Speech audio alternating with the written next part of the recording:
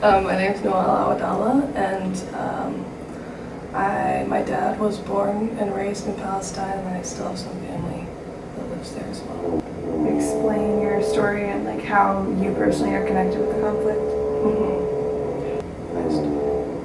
Well, I guess my dad was born and raised in Beit Jala, which is a town kind of by Bethlehem, and he left in like the 70s to go to medical school in Amman, and he was back and forth between those Amman and Palestine, and then he eventually moved to the United States in the 80s. And a lot of my family had left. There's some family in Dubai, in New Jersey, South Dakota, where else? Jordan,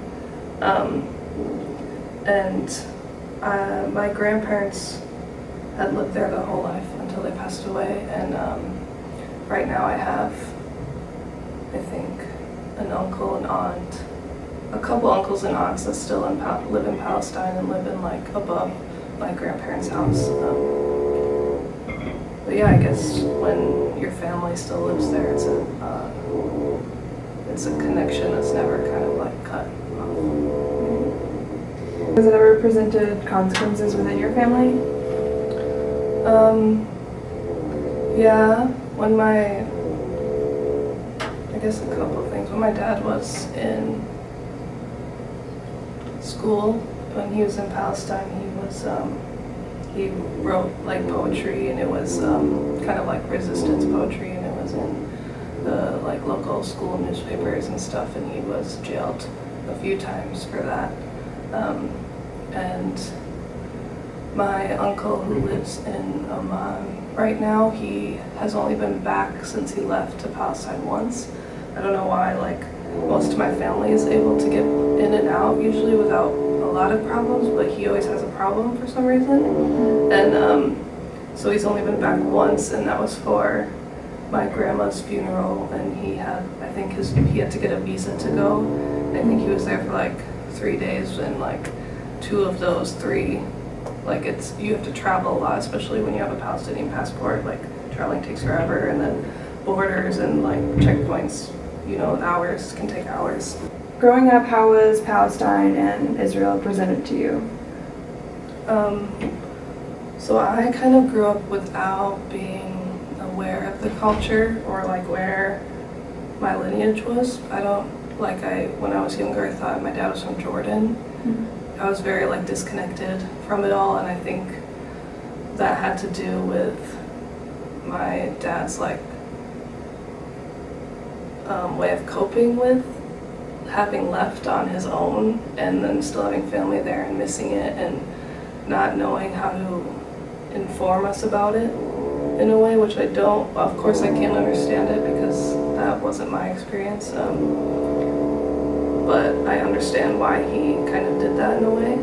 He kind of separated us from it, and so ever since I came to college, like the last 5 years have been like me figuring it out on my own. Do you feel it necessary for there to be a separation between a Jewish and a Palestinian homeland within Palestine?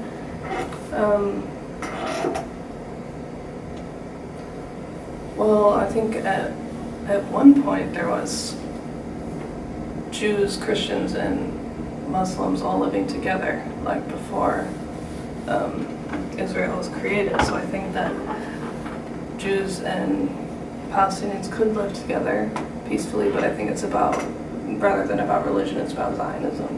And if Zionists and Palestinians could live side by side, and I don't know if that's possible with how far the conflict has gotten.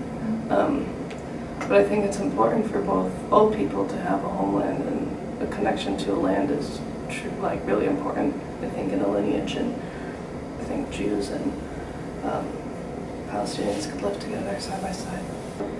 What are your thoughts on America and like America's news coverage of the conflict? I think America's news coverage is really biased, and I think that very one-sided because of, America gives Israel billions of dollars a year, and they send over like police to Israel to be trained. Like there's a lot of like a partnership between Israel and America, and you see it in the news. And I think and then it comes down to like the stereotypical, like I think when people think of Palestine, they think of Palestinians, they think of Muslims right away, and then they like stereotype it as terrorists. And already like America's news coverage is very racist towards Arabs. And then I think that having what happened to the Jewish people, it's sensitive to talk about. When it's about religion, it's sensitive to talk about, unless it's about Muslims. What are your thoughts on military occupation, and what are the effects of that? Well, I think causes a lot of trauma and psychological effects. Like you see in Gaza, which is like the most strict occupation in the land of Palestine. It's like these kids that are so young have like horrible mental health, and they are suicidal, and they're just children.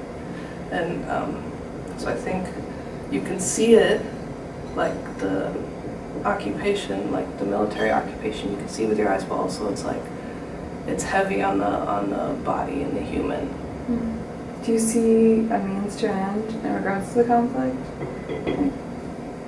Like a possibility to solve it? And what would that be?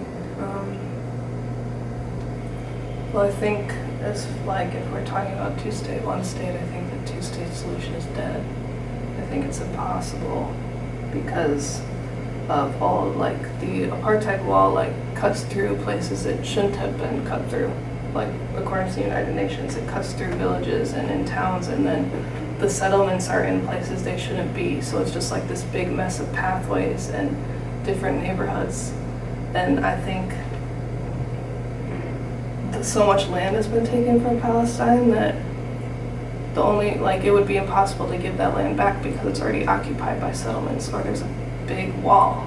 That what are you gonna like tear down the wall and tear down these settlements, and then where do those people go? I think it's like already a mess, and I don't think the two-state solution is possible anymore. And I think maybe, like, I would love to see a one-state solution of Palestinians getting their land back, and I don't know what that looks like or how that's possible, or what are like if it happens, what are the reparations? Like, how do you fix what's been done? I think there's so much resilience in the Palestinians that I don't think they will ever give up until justice is reached. What do you see as the historical causes of the conflict, and why has it continued? Well, I think it's this line, a through line that like started with the Holocaust, and now it's like every little piece of history connects with the next, and that's why the next thing happens. So the Holocaust happened, the Jewish people were looking for a homeland. They decided to be Palestine. They took over colonized Palestine, created a militarized occupation within it, settlements. And then, I don't know, these like horrible historical happenings continue to create more like more death and oppression, and I don't know, it's like because of colonization, but also because of what happened in the Holocaust, and it's, I don't know, forever through line, and I don't know how to reverse any of that, I guess. Do you think that either Palestinians or the Jewish people deserve the homeland more than the other?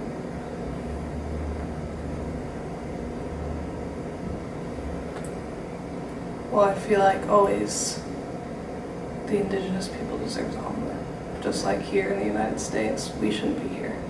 The Native American people should be here, and they deserve to be here, and we don't necessarily deserve to be here, but here we are. And I think same with Palestine, like the indigenous people deserve to be there always. They always should have the right to be there before anyone else. Do you think both Jews and Palestinians are to blame? No, I think that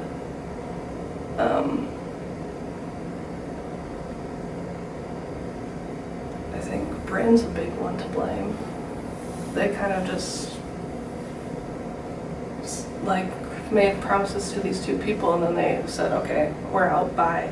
You know, it's like the system is to blame. Mm-hmm. I don't think the people on the ground living there right now is to blame. It's they were born into that, or they were born into that, and that's what it was before they were alive, and that the system is to blame. The United States is to blame for the support. The higher up is to blame, not the people on the ground. I could keep asking questions, but I think that's fine. Okay. Sounds good.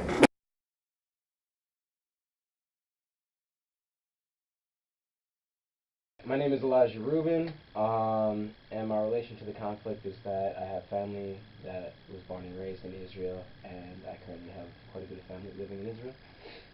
And has that ever presented any consequences within your family?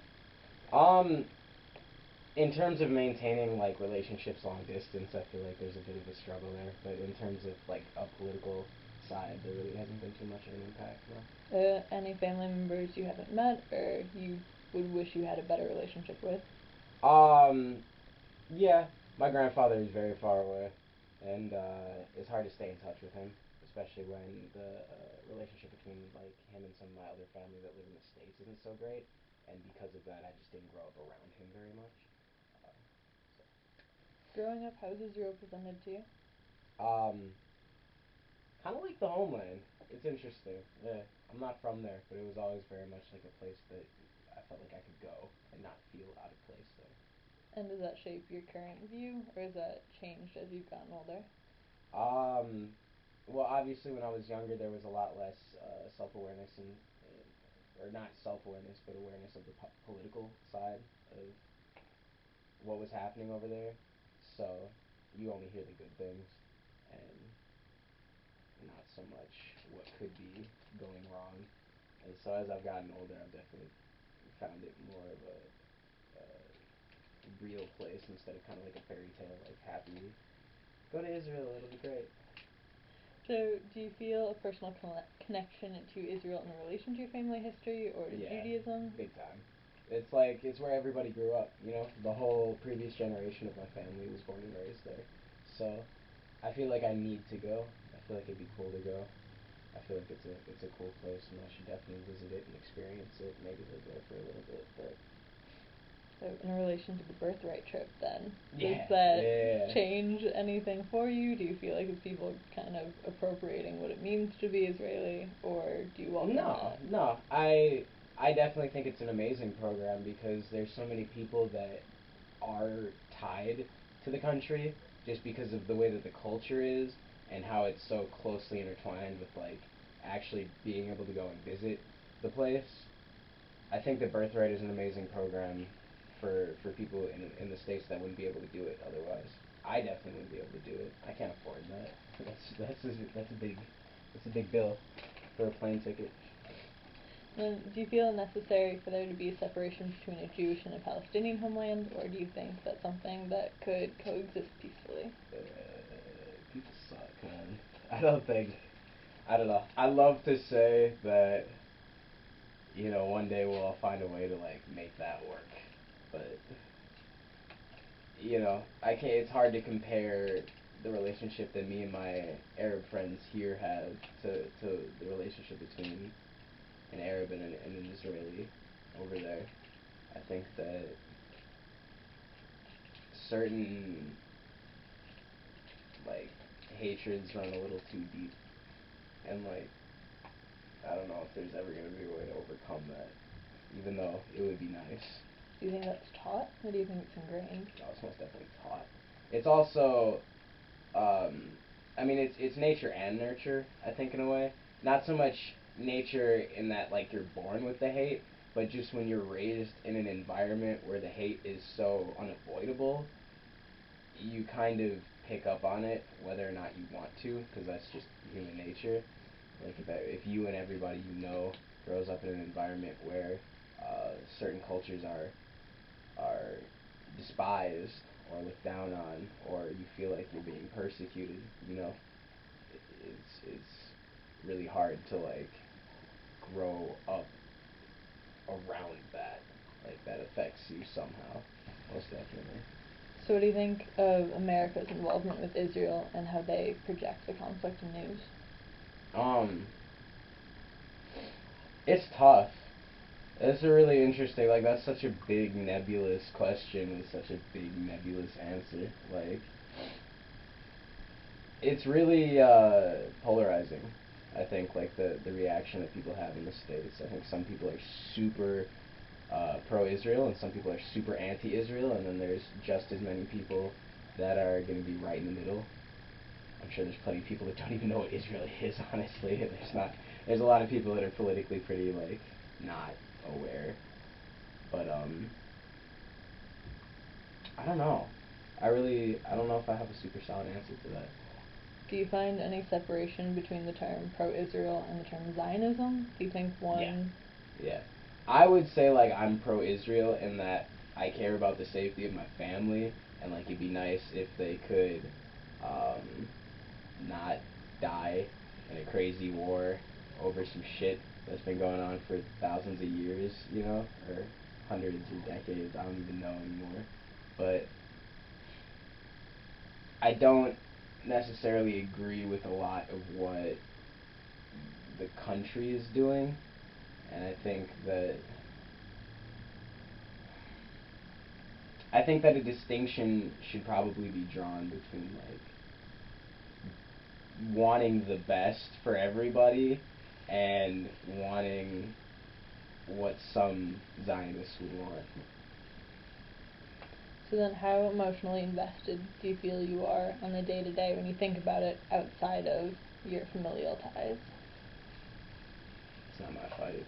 I don't know. I'm not really involved. I have my own day-to-day stuff to worry about. I can't be, you know, worrying about what the Prime Minister of Israel is up to every day. It's not something that goes through my mind super often. And then do you see a means to the end in regards to the conflict? And if so, how would you solve it? Nothing realistic. Nothing. If there was an easy answer that, like, a 20-year-old who's not super invested in the conflict could, like, come up with just off the top, then they probably would have figured it out by now.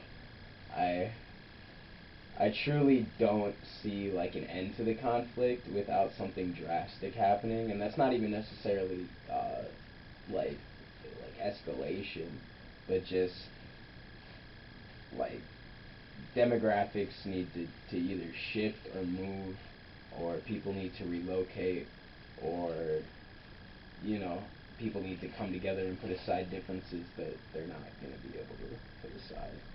So, I really don't know. Is there any final statements you want to put out about your feelings, about your connections, about what you think needs to change? I wish people would be more willing to have a dialogue and not be ready to attack others. Like, to wait for a reason to escalate a conflict for what they feel is right. I feel like a lot of cultural differences, at least between me and my Arab friends, have been solved just by sitting down and talking, and then at the end recognizing that, like, at the end of the day, not everybody's going to agree on everything, but that, like, as long as you understand that both sides contain real living people with, you know, real interests and real, like, ambitions and goals and people they care about as well, it's a lot easier to come to agreements, or at least not escalate problems. And I feel like a lot of that is lacking. I feel like people are very quick to be up in arms about things instead of just having a dialogue and trying to understand, like, different worldviews and different upbringings and different cultures. Do you think the ties to Jerusalem affect that at all? What do you mean? In terms of it being such a holy place for the three major religions, like we see in America, like with the Dome on the Rock, with the wall, do you think if that fight weren't there, this fight wouldn't be happening? Or do you think it's... No, I think that just like in terms of the politics at the time that it started and the geography of the area and the way that things are laid out and how poorly that situation was handled when Israel was established is probably part of why it's happening right now. It's probably most of why it's happening right now. I feel like that could have been handled a lot better. And I don't necessarily want to say that like the older conflicts don't tie into that, but